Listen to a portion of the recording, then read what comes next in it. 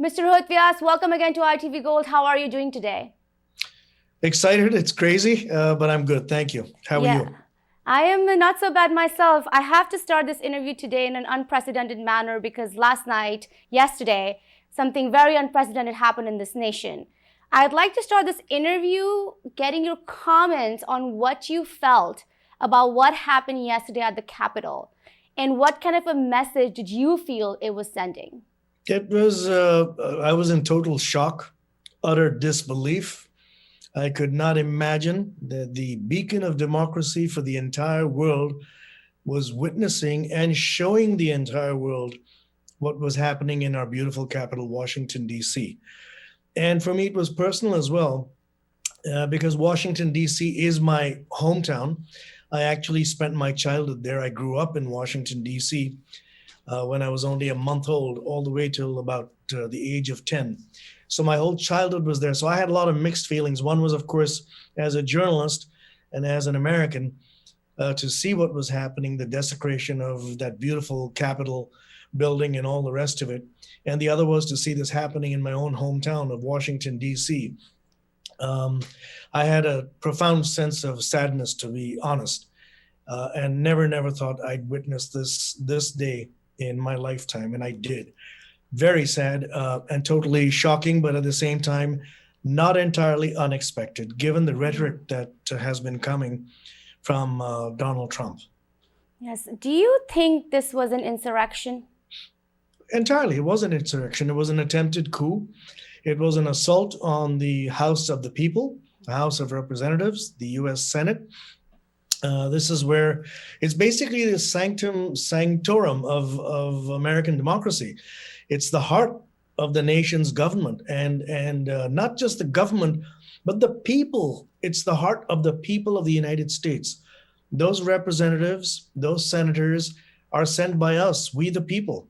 It's the House of we the people, and it's not just an insurrection. It's treasonous. It's an attack on the very core of all our American values. Yes, I have to ask you something. When you saw these protests and saw how easily they were able to enter the Capitol, there was a huge lack of law enforcement for some reason yesterday there, even though they were expecting a protest coming in. How do you compare what happened yesterday in terms of how the protest was received by law enforcement versus how the protests for BLM were received in the summer? How do you compare those two? That's the very good question, and that's the comparison now being drawn, and that immediately was in my mind too, because the ease with which these obvious right-wingers and arsonists and all the rest of it entered the Capitol complex, the manner in which there was no security presence, there should have been a large security presence. In fact, just 24 hours earlier, there were reports coming out that the mayor of Washington, D.C. had requested the presence of the National Guard, had requested reinforcements to be around. Everybody had expected something like this would happen. At least it would have, at that point, people were thinking there would be an attempt, but you always expect a huge barricade of law enforcement to protect Capitol Hill. That didn't happen. It was obvious that there was a massive failure of law enforcement, and the striking contrast was exactly this. This is why there were a lot of theories about, did somebody at the top know and just let it all fly the way it did? Because when it came to the Black Lives Matter movement, all the leadership was talking about heavy crackdown, using force, and all the rest of it. Donald Trump himself said it. We are going to make sure we put this down, and there's going to be, there will be law enforcement will be extremely strict, and all the rest of it. And if this was a Black Lives Matter movement, it's unfortunate to compare, but yes, had it been that, there would have been a huge crackdown. On this, it was as if it didn't matter. And here, the lives of so many people were in danger. The members of Congress, the members of the Senate, of the press who work over there, journalists who work over there. I've worked over there myself many years. The staffers, the police officers themselves, the Capitol Police Force itself is not a huge force. They needed assistance from outside forces, including the Metropolitan Police Department, Homeland Security officials, federal officials. There should have been a huge presence of National Guard from the very get-go, but it wasn't over there. And you're right, the comparison is stark. I mean, had this been the BLM, Hmm. you would have seen this huge crackdown. This was it because they were just these white guys that, that there wasn't a crackdown. I mean, I didn't think I'd ever have to say that and compare, but it's so obvious. It's stark. It's right there before your eyes to see. Yeah, many are saying that if this was 30,000 Black Americans or 30,000 Muslims, the entire response of the law enforcement would have been completely different. Yeah. Do you think this is showing, again, the conversation of systemic racism, which has come all the way to the law enforcement basically allowing the coup to enter? I think it was more a lack of someone at the top giving the right instructions.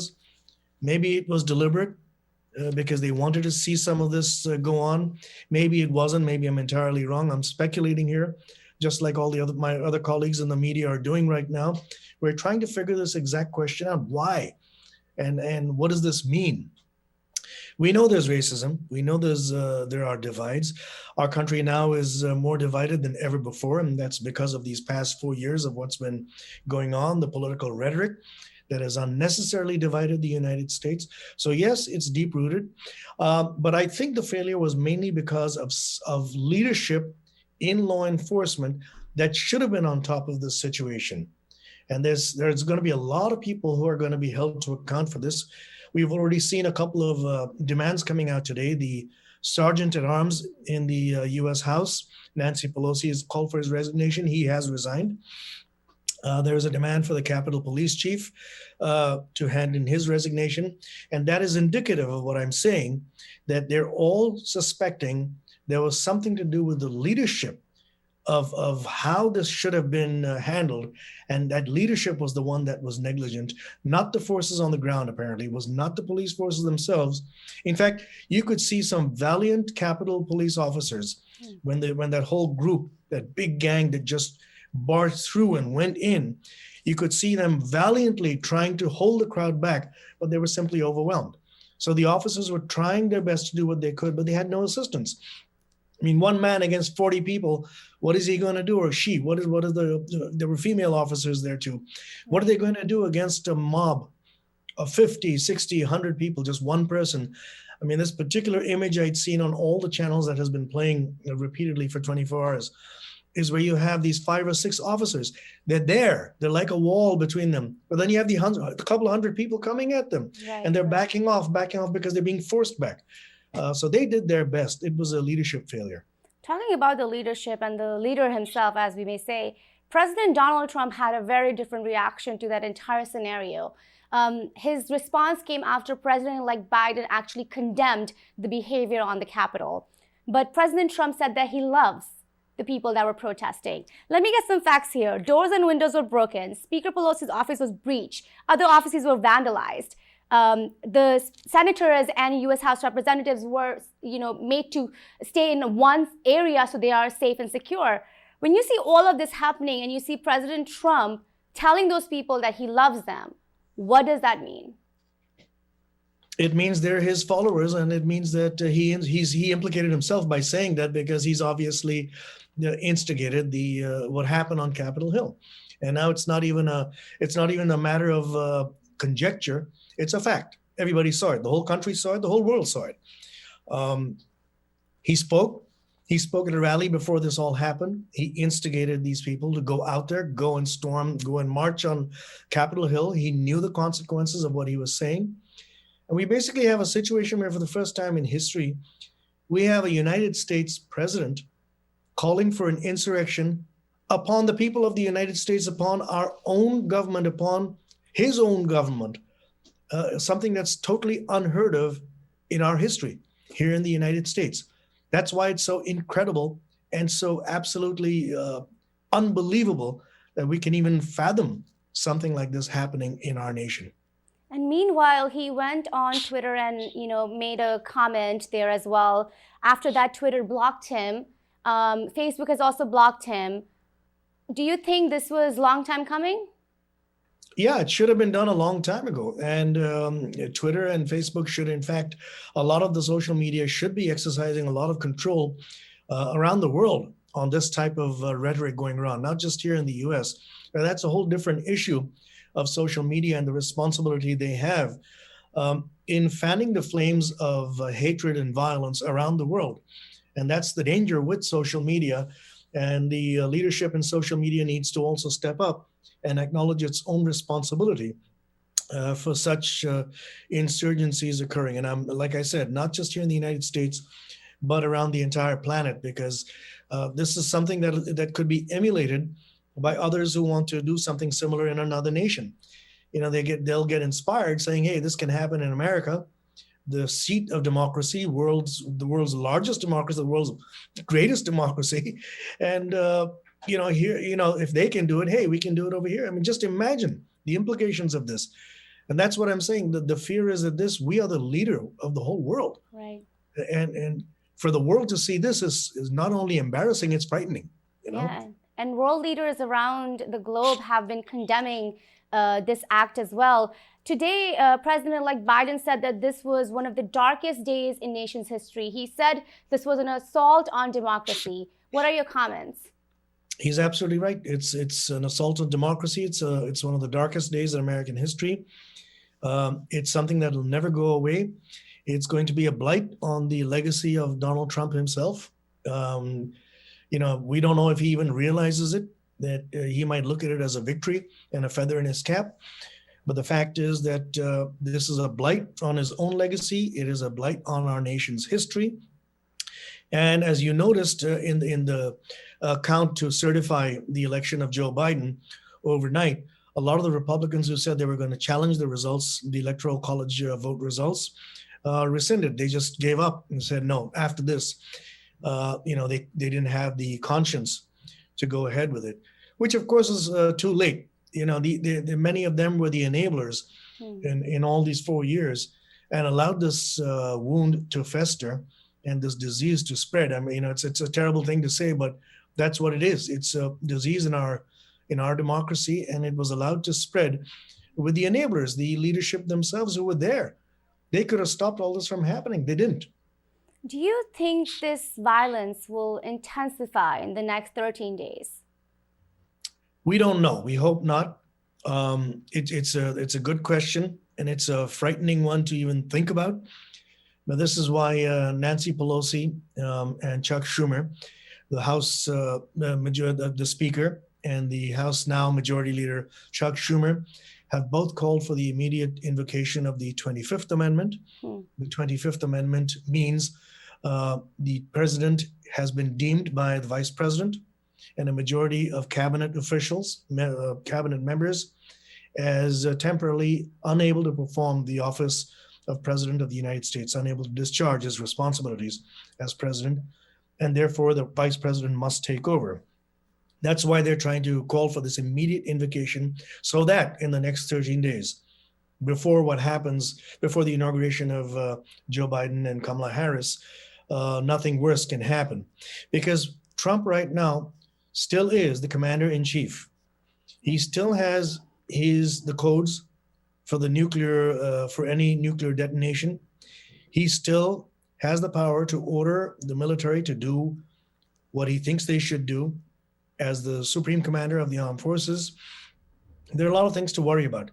And given what happened on Capitol Hill, which was clearly instigated by him, it has now become imperative that the next 13 days be watched very, very carefully, and everybody tread lightly and try their best to secure the republic to the best of our abilities to make sure that no harm comes to the country. But isn't it too late to have, invoking the 25th Amendment, or even the talks of impeachment that we are hearing? Is it just too late now? Impeachment is too late because for the Senate to convict, by the time they get to where the Senate can now possibly convict him, would be too late. Okay. But invoking 25th can be done with immediate effect, which means disable his abilities as president of the United States, allow the vice president to take over, and then allow for a smooth transition to the new administration. Because if that doesn't happen, the fear is that within 13 days, who knows what else could happen. Do you see Vice President Pence actually supporting this? My question to you is, we are hearing a lot of news about this 25th Amendment today. Again, my question to you is, will this actually happen? It could happen, because I think now the vice president probably has nothing to lose. He's already on the hit list of the president, because he had already told the president before he went in for the electoral college certification process on the Hill that he had no real power. He was just ceremonial. It would be the clerks who would be counting out the votes, and all they had to do was say, okay, and that's it. He has no power to interfere. He has no power to do whatever. The president didn't like him for saying that. And then when the process was over and Joe Biden was certified, the president has made it very clear that he has no love lost for the vice president. So I think the vice president could very well act with the support of many cabinet members, at least those who have not resigned yet. We have heard that the transportation secretary, Elaine Chao, has quit. And so whoever is there left could support him, and they could implement this measure as soon as maybe in the next 24 hours. You know, these people who were protesting yesterday, they showcase a huge sentiment of the nation, the 70 million people or so that voted for President Trump. What does it show us about these people when you see them protest in the manner that they did, with the aggression that they came from? Is it just ignorance? Is it being told misinformation for the last 4 years? Or is it something that's so deep-rooted that it's coming out in these protests as anger and frustration? Probably all of the above, all of the above. It's ignorance, definitely. It's misinformation, 110% misinformation. And by the way, that is something that the Russians specialize in, is sending out these bots on WhatsApp and all these social media platforms through the internet in sending out misinformation. They are masters at this.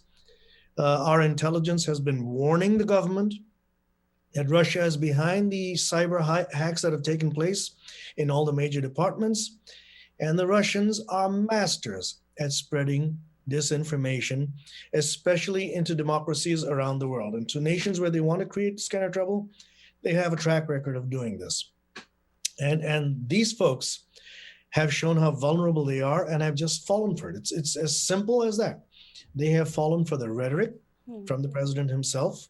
They have fallen for the misinformation, which I believe in large part has been directed by the Russians and maybe other outside players that wanted this kind of disruption in our great democracy. And ignorance as well.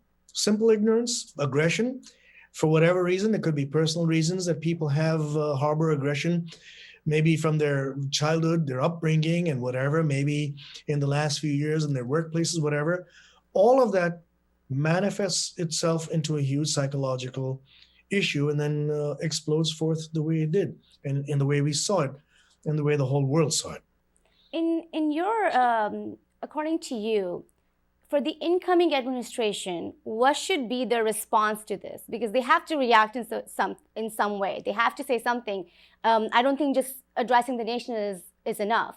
What do you think they have to do? I think Joe Biden, Kamala Harris, the new administration is going to come in and, first of all, immediately calm any kind of apprehensions that exist within the entire U.S. population. I expect Joe Biden is going to make sure that he affirms and reaffirms over and over that he is a president of all people, Republicans, Democrats, independents, liberals, conservatives, whoever. He will come across as a unifying leader. I know he does not want to go on and on pursuing this issue. Once Trump is out, I don't think they're going to bother. They're going to let it be, let him go, unless he creates any kind of serious problems for law enforcement. Again, once he's outside, then of course they would have to deal with it separately. But I don't expect there's going to be a huge problem. The other thing is, of course, Trump was going to be remaining around. He's not going to be, he'll be gone as president of the United States. But he's going to be a force to reckon with, because after all, 74 million plus people did vote for him as president of the U.S., and that has to be kept in the back of people's minds. And that's what a lot of Republican leaders have in the backs of their minds. But they're going to have to try and break through that. And I think Biden is going to it'll be tough in the beginning. It's not going to be easy, because you have to deal with these 74 million plus who think he's not their president. So he's going to have to make that extra effort to reach out to convince everyone, look, you didn't vote for me, but I'm still your president, and your interests are what I want to look out for. Yes, this new administration has so much to inherit. I keep on repeating that, but they really have a lot coming at them. Let's quickly talk about the other two political things that happened yesterday, which were huge news. The election was finally certified by the Congress, and the Senate race was won by John Ossoff and Reverend Warnock in Georgia. So let's quickly talk about the Electoral College certification. Even after the breach happened, even after the Capitol was taken over by the mob, some senators and about 100 House members still objected to a couple of states, battlegrounds, for the election. How did you look at that? And was there a need for any of this? Because we knew at the end of the day, President-elect Joe Biden will be certified. What was the whole reason for this? Well, because they had already stuck their necks out. However, many of them changed their minds. Right. Early morning, they changed their minds because they saw what had happened. And for instance, the losing candidate in Georgia's Senate race, Senator Loeffler, she changed her mind. She said, "I can't, in good conscience, now, object," and so she reversed her position. The one who continued was Josh Hawley, and he thinks he's going to be a hero among the Trump the bandwagon, but in reality he has I think muddied his own name. I think people like Mitch McConnell, Lindsey Graham, Republican leaders have redeemed themselves to some degree anyway, delivering speeches that they did and showing and going out there and saying, look, we have to certify this race for Joe Biden, and they did. And I think that those who tried to continue, after what had happened, were just trying to.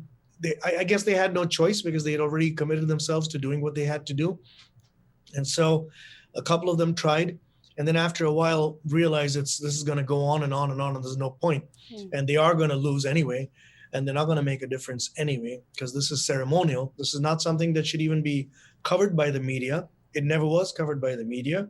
This was the first time only because of the trouble that was expected and the lengthy fighting and arguing that was expected. So I think in the end, they all realized this was futile. And while we're looking at these two races that happened and the decision that was made, a lot of members from the Trump administration, including a cabinet member, have now resigned. We're hearing about more resignations.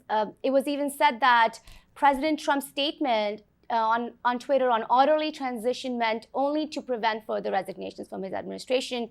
What do you have to say about these resignations coming in? Do you think it's too late? It's too late. In fact, they should have stayed there, in my opinion, and gotten together and invoked the 25th first before resigning.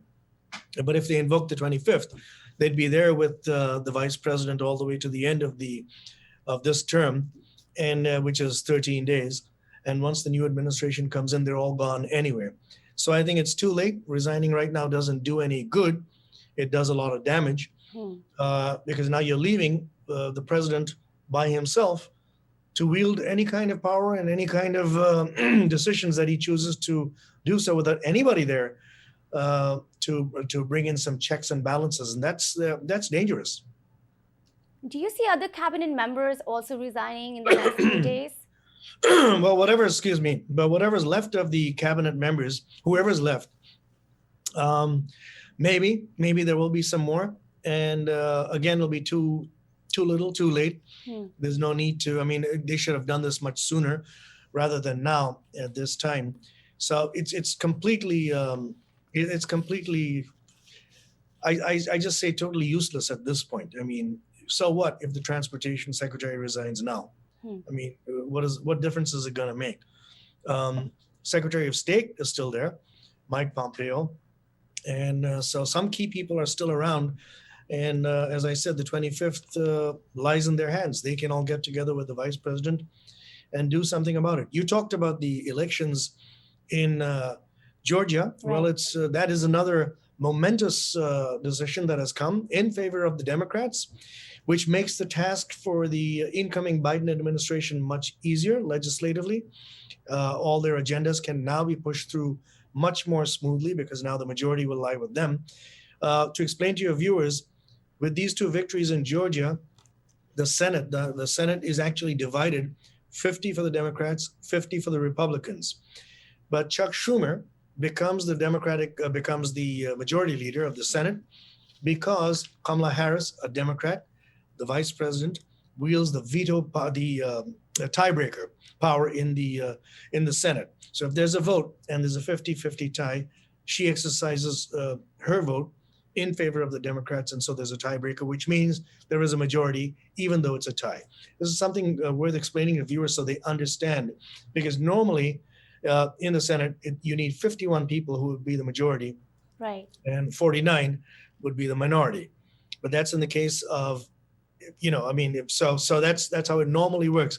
But the vice president is a tiebreaker, and so there is a majority for the Democrats. I just have two more questions left for you here. Your comments on President-elect nominating Judge Garland for Attorney General office. I know he's a seasoned judge. He was also nominated by President Obama to be on the Supreme Court in 2016. What do you have to say?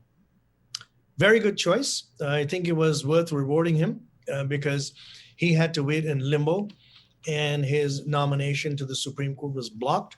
Very competent individual, a very good legal background, is much respected in the legal fraternity throughout the United States.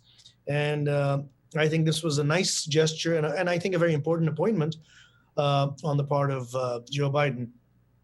He, of course, it's not going to be something comparable to the Supreme Court because Supreme Court is a lifetime appointment, which means you're a Supreme Court judge for the rest of your life until you basically die or no more, or until you choose to retire and quit.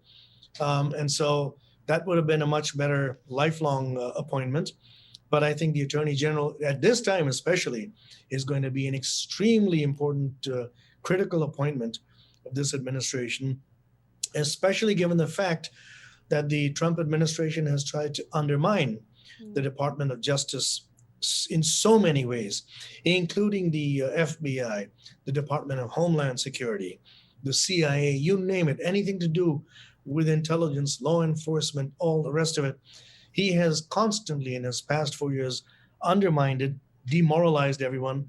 So the job of Merrick Garland now will be to instill, give a moral boost to everyone, to let them know that things are back on track. The Justice Department will now work independently once again. The Attorney General will be free of encumbrances and having to report to a boss, but instead report to the system, the legal system, and the rule of law will be supreme. And finally, what are your predictions for the next 13 days till we reach Inauguration Day on January 20th? If they are unable to, if they do not act, now this is something, a good question, and I'm going to be laying my own neck out of the line here as a journalist, but anything can happen. If they do not invoke the 25th, anything can happen. There is no predicting what he will do next and what type of measure he might exercise. Hopefully, he had said he's going to allow, he's going to make for a peaceful transition, all the rest of it, or an orderly transition. He didn't say peaceful. He said orderly transition, and he didn't say it. It was issued by, this statement was issued by one of the press officers at the White House in the name of the White House. It did not come in as a statement from President Trump, but it said that the White House expected an orderly transition to occur after this affirmation of Joe Biden's vote as president of the U.S. So if there is nothing that happens on the 25th Amendment move, it's anybody's guess. I hope it's not the worst. I hope it's all the good things that should happen, and I hope it goes smoothly, but we can only see. Yeah, we can only see. Here's to hoping everyone is safe out there, especially the people that are living in Washington, D.C. area. What a day that we saw yesterday. Thank you so much again for your time here on ITV Gold. Thank you.